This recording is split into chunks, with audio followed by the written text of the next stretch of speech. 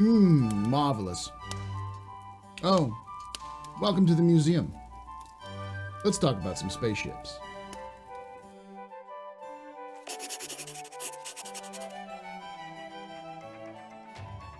Welcome to the Galactic Historian Museum. This is where I talk about specific ships, vehicles, weapons, and other items in sci-fi or space lore.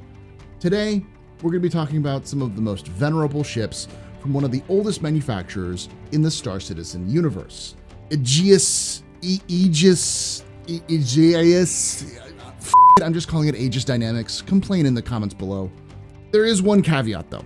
Some ships simply have zero evidence of when and where they were made and no official lore behind them. As a result, I will not be covering the Javelin, the Reclaimer, and the Redeemer. God, I'm not covering the Redeemer. If those happen to be your favorite ships and you want more info on them, then yell at CIG, not me. This is a lore video and not an exhaustive tactical overview or a ship buying guide.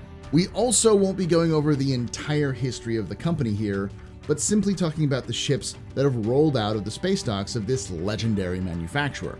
However, let's start with some context to show how old Aegis is to understand what kind of ships they specialize in.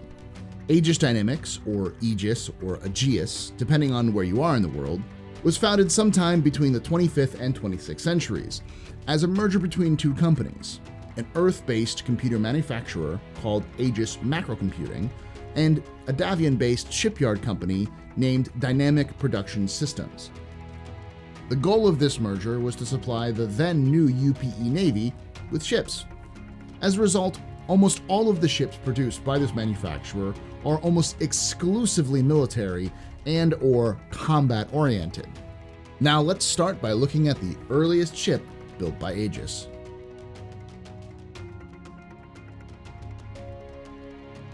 Nicknamed the Roto by early pilots and known today as Tally, the Retaliator was the first ship to roll out of the new Aegis Dynamics assembly lines in the 26th century. Before they designed the bomber, researchers performed extensive interviews with military pilots to understand what was lacking in the contemporary bombers. With their input, they designed a new bomber that would meet the needs of its crew while also satisfying the Navy's requirements. Its main ordnance is its 6 size 9 torpedoes, designed to operate in atmosphere and space. It was given a semi-aerodynamic design which would become a theme for most of the small combat ships built by Aegis Dynamics. The Retaliator also came equipped with 4 turrets, each with size 2 weapon placements. These are primarily for defensive purposes, but also can be used by skilled crew to add to the offensive potential. The Retaliators first saw extensive use in 2542 during the First Tavaran War. It earned its reputation during the Battle of Idris IV, when then Captain Ivar Messer ordered round-the-clock, danger-close bombing runs by the Retaliators to crush the advance of the Tavaran forces. Messer was so impressed that after the war, he developed close ties with the company, whose bombers literally saved his life. The image on screen right now was taken by Renzo Wee, a reporter from the United Times embedded with the 71st Carrier Wing, and has become one of the most famous images of the Retaliator and of the First Tavaran War. It shows an attack run on the Tavaran homeworld of Jalan, today known as Elysium 4, as the ships fired the opening salvos of the invasion that ended the war. Its service during the First Tavaran War made the Retaliator the iconic ship of humanity, and by extension, its manufacturer, Aegis, was seen as the supplier of ships for the Navy. When Ivar Messer formed the UEE as its sole dictator and ruler of humanity, he turned to Aegis to supply the ships he needed to help him keep control. Much of that control was down to his use of the Retaliator as a weapon of terror. One of the most infamous attacks by a flight of UEE Retaliators was the raid on Haven. Carrying cluster missiles, a modified version of torpedoes with multiple smaller warheads inside, a squadron of Retaliators bombed the civilian target in the Tyrol system, utterly destroying it, leaving a dark stain on this otherwise iconic ship. Today, the Retaliator is still known as an impressive bomber. However, it has also gained a reputation for its modularity. Since the fall of the Messers, many surplus Retaliators have ended up in public hands. They have become popular with the ship modification community, being turned into everything from floating homes to cargo vessels. It is because of these creative and unique modifications to the Retaliator that Aegis decided to open its ships up to the public market.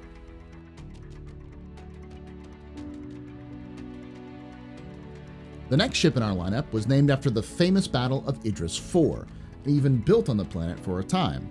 The Idris frigate was the first major ship built after the Tevaran War, and its design reflected the changing times. While it still retained the heavy emphasis on torpedoes, which was the hallmark of the previous UPE Navy, it was also built with a large, spinal-mounted railgun, reflecting the new way forward for large capital ships.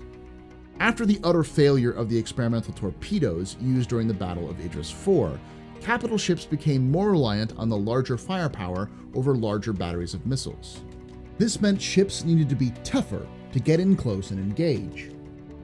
Overall, the UEE was shifting away from massive defensive fleets used to keep the peace towards smaller patrol craft and fighter wings to protect the Empire. This may have to do with the cost of maintaining patrols of such large fleets, but also reflected the new belief that fighters and their support ships would be the most effective and versatile means to wage war, or in the case of the Mezzers, maintain their rule through brutal force. The Aegis was built with this in mind, acting as both a frontline attacker and a home guard defender. It was light, with flexible crew complement, with high combined firepower, and a small hangar to launch and receive fighters. Ivar Messer himself showed up for the launch of the first Idris in 2551. He explained the importance of this new ship to his new empire in an equally stirring and chilling speech made on the battlefield of Idris IV. Freedom comes at a cost of more than lives and credits. It requires commitment, dedication, and a willingness to do what's unpopular to accomplish what's right. It must be ready to crush any opposition that threatens it. With that last point in mind, I am pleased to unveil the latest capital ship from Aegis Dynamics, the Idris. It is the UEE's new definition of freedom fighter. Never again can we let humanity be made the victim.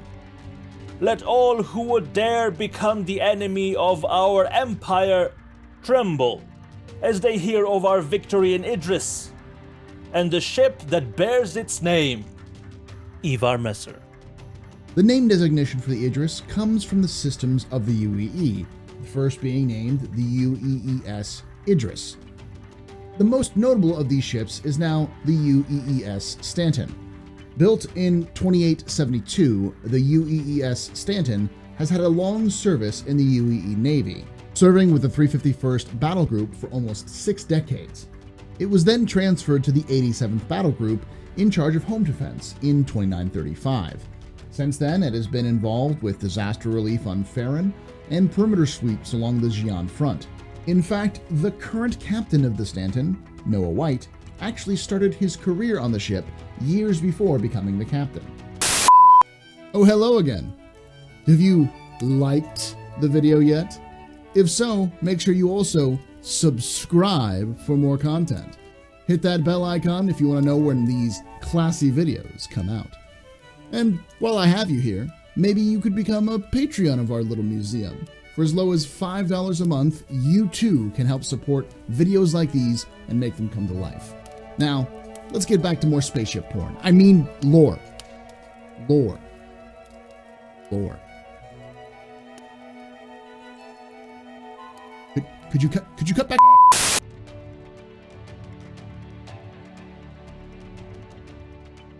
Next, we will look at the main support ship for the UEE, the Aegis VULCAN. Made in 2594 as a means to help refit, repair, and refuel smaller ships on the front lines, its purpose was entirely built around the dominant fighter doctrine of the time. Using remote drones, the ship could repair, rearm, and refuel most small ships in the UEE fleet quickly. This meant it would be able to operate at low cost, while supporting the bulk of the ships that made up the Navy.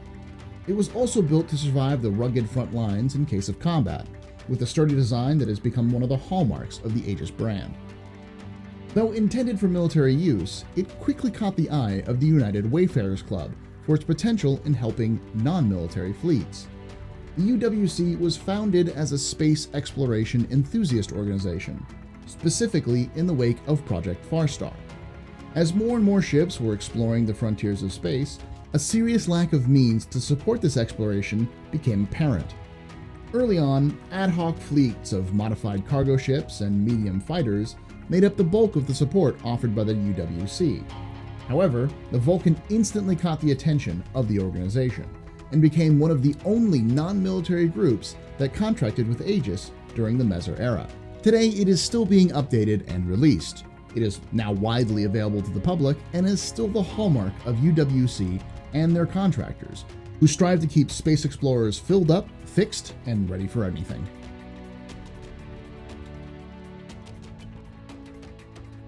The A3G Vanguard class of ships is one of the most versatile and rugged ships to ever be developed by Aegis.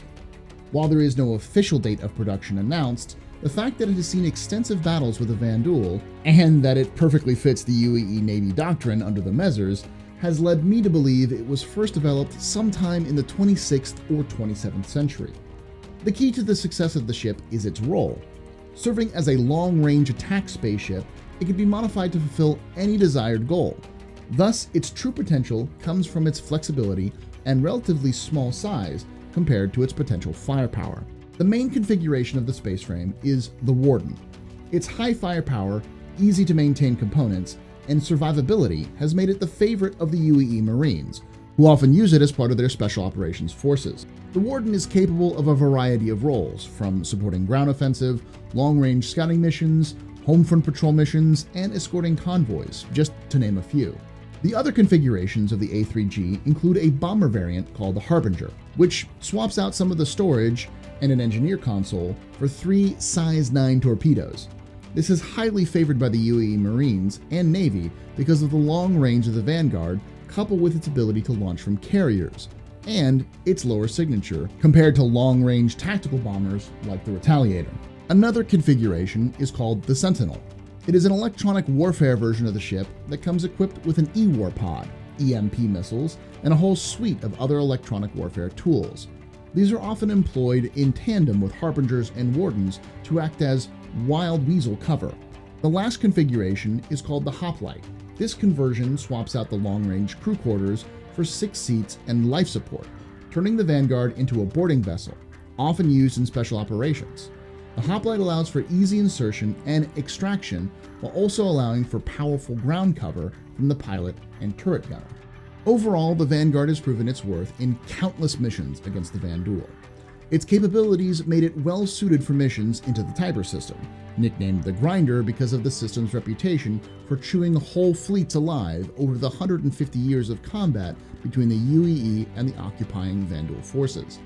The Vanguard's versatility has made it key to keeping the Marines and sailors alive while repairing early warning beacons, monitoring probes, patrolling the system, and running surgical strikes on Vanduul ships. As I was looking at the length of this video and just how many more ships we have to cover, I realized we'll have to make a second part, so stay tuned for more Aegis ships in the future. I hope you enjoyed your time in our museum. If you have any questions or comments, please leave them below. I'm always looking for new ideas of what to cover next. Until next time, remember, ex historia ad astra.